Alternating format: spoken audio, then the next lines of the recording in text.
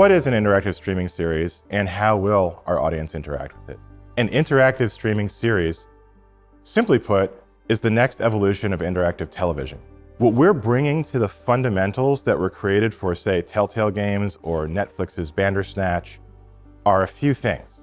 One, community. All of the users, all of the viewers will interact with our series simultaneously. They will be influencing a continuously unfolding story canon that they all experience together. Everyone sees the same thing. Everyone participates in the same decisions. And when those decisions are made, that's canon for everyone. You can't go play on a different server and see something else happen. You can't roll back and try again. The entire community is causing the story to change over time with their decisions. That's the next evolution of what it means to have interactive entertainment, is that it's not just an individual experiencing a story, but I'm experiencing a story with all of my friends. And we can talk about it, and we can debate it, we can disagree, we can agree, and we can come together and try to bring other people with us to shape the story of what's going to happen. And because we want to reward people who are there for the live story events, but not punish the people and exclude the people who weren't able to be there live, we also have to do something with our narrative design that's not really been done before, where we have the decisions that are being made remain open for a day, a week, so that everyone can participate. The premise of Silent Hill Ascension is to take the promise of the original Silent Hill and the kind of the brilliant mythology they've developed of how somebody's individual trauma and unresolved issues can become very real threats and monsters that can hurt you. What we want to do is to take that premise and look at it across a broader lens. So we're going to more global locations, and we're looking deeper at how those relationships may be impacted by this trauma. So if I have unresolved trauma, how does that affect not only me, but the people around me? How does it infect the community? And if it stays unresolved, how might it affect my descendants if I never actually face it?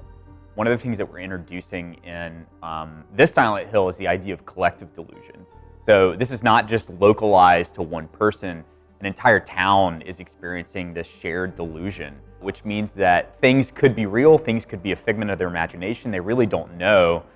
And we're kind of playing with that idea within the narrative. I think what's really critical here is looking at the psychological trauma and the psychological history of the characters, because so much of what was built in the original Silent Hill was about how these people's anxieties and unresolved issues became expressed and manifest in the world as very real threats. And so part of what we want to do is to give that same suspense and bring that into the storytelling for Silent Hill Ascension. So the most important thing for me was to make these characters relatable to the audience. So the audience cares about them and wants to see them redeemed. When we're doing character development, these are really flawed, broken people. These are people who've been through trauma. These are people who've traumatized others, and they're working through that.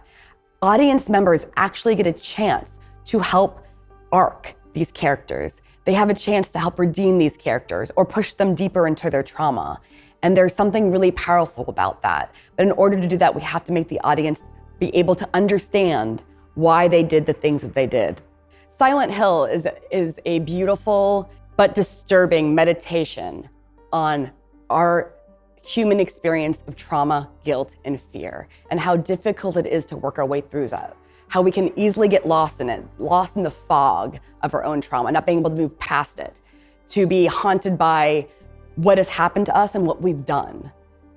In terms of the visual design for this project, Bad Robot has an absolutely incredible art direction team. And I think they really understand the heartbeat of the franchise and what fans expect in the design for creatures.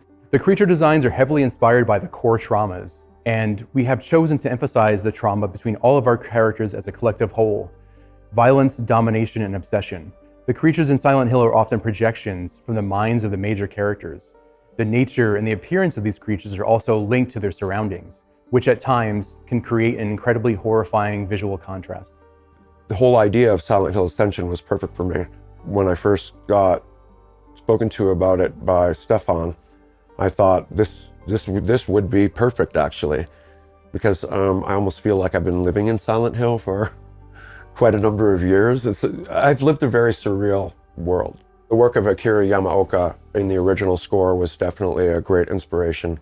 Fantastic mood setting, the world, what world am I in, and just sort of like setting the guidelines for the inescapable sadness and the inescapable beauty, but also horror.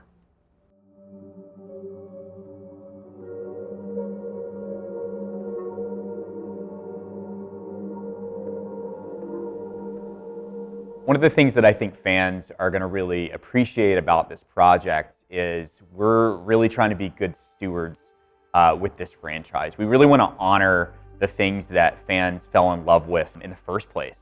They were telling amazing, really bold stories with limited hardware at a time when no one else was doing that. And we want to carry that same spirit of boldness with this project. At its heart, Silent Hill Ascension is a mystery. I think that's one of the things that we really wanted to preserve in terms of the Silent Hill franchise, is that when you meet a character, you don't know why they're there necessarily. They're lost in the fog. They're being stalked by creatures. Why?